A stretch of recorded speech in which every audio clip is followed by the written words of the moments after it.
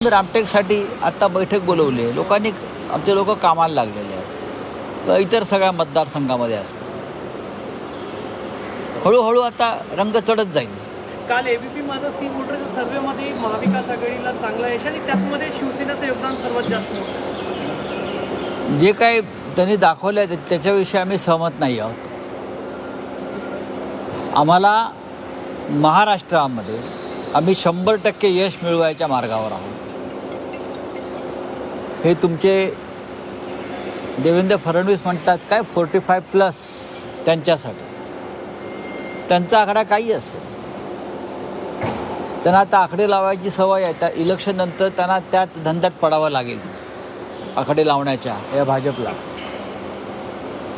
पण महाराष्ट्रासह देशामध्ये महाराष्ट्रात महाविकास आघाडी, देशात इंडिया आघाडी.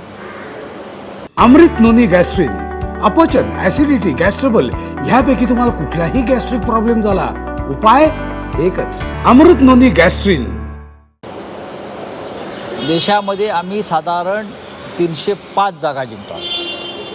305. जर मोदी 400 पार म्हणतात ना, आम्ही 400 पार म्हणणार आहे. आम्ही 305. आमचं अनुमान 305चं आहे आणि महाराष्ट्रामध्ये आम्ही साधारण 35+.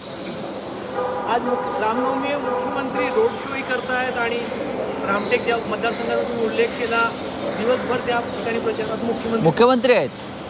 चांगली गोष्ट आहे. मुख्यमंत्र्यांना तिकडे त्यांचा उमेदवार बदलावा लागला आहे, तुम्हाला माहीत असेल. मुख्यमंत्र्यांना त्यांचा विद्यमान खासदार त्याला ते उमेदवारी देऊ शकले नाही. त्यांनी रोड शो घेऊ द्या किंवा अजून कोणताही शो करू द्या, त्यांच्या हातात काही पडणार नाही विदर्भात.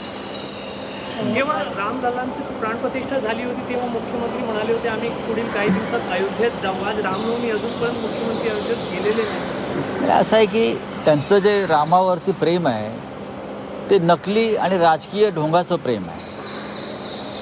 कोणत्याही लढ्यामध्ये ते नव्हते, कोणत्याही संघर्षात ते नव्हते, किंवा त्यांच्याबरोबर जे लोक गेले ते नव्हते. राम पळपुट्यांच्या मागे उभा राहत नाही.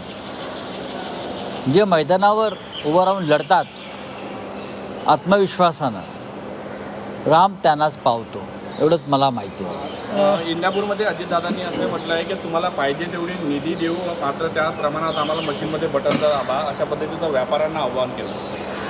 स्वतः एक व्यापारी आहेत ते, त्याच्यामुळे ते सौदाच करणार.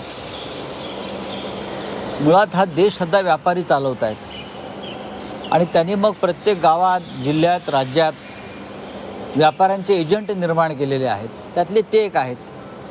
चला, हा जो सगळा सर्वे आहे यामध्ये सर्वाधिक फटका जो बसताना बघता आपण तो अजित पवार यांच्या राष्ट्रवादीला बसला. एकही जागा त्यांची निवडून येणार नाही असं. बघा, आम्ही सर्वे आणि या सगळ्या गोष्टीवरती आमचा विश्वास नाही. मीडिया कोणाच्या हातात आहे, कोणाच्या ताब्यात आहे हे सगळ्यांना माहिती आहे.